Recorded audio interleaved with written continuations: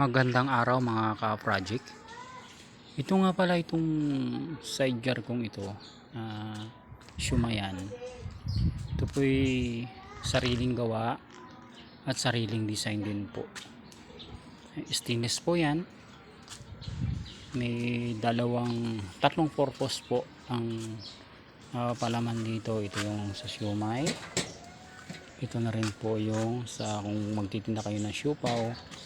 Ito naman po yung kung magtitinda po kayo ng mga fried, kaya quick, fishball, kikiam, o ano man ang mga fried, pwede nyo pong ilagay dito. Yan. Tapos ito yung taas naman nya. Yan. Nakasalamin po yan, kaya transparent siya. Makikita mo kung ano yung nasa loob. Yan. Yan, salamin po yan. Salamin. Yan. Kaya kung mailagay ka, hindi siya makawala. Tsaka malinis siya tingnan dahil stainless.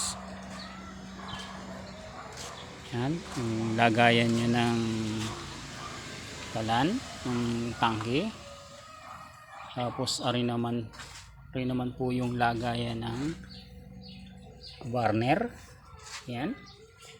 Lagayan po ng burner yan. Tsaka ito pa yung isa. Yan.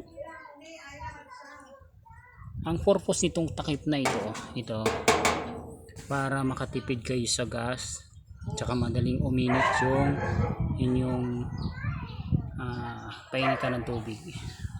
Yan.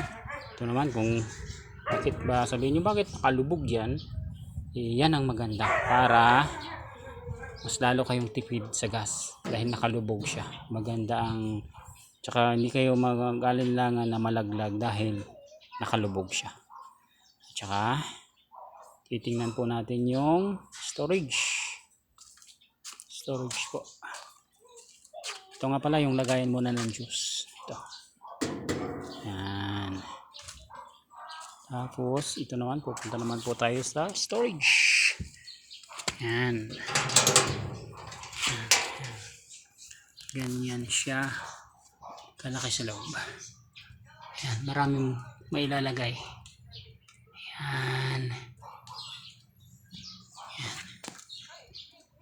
Ito naman yung lagayan ng sakalan, lagayan ng hose.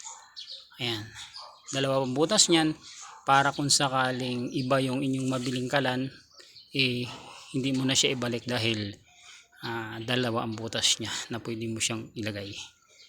Ayan. Maraming salamat po. Paki-follow na rin po sa aking YouTube channel. Subscribe, like, comment and share. Babu!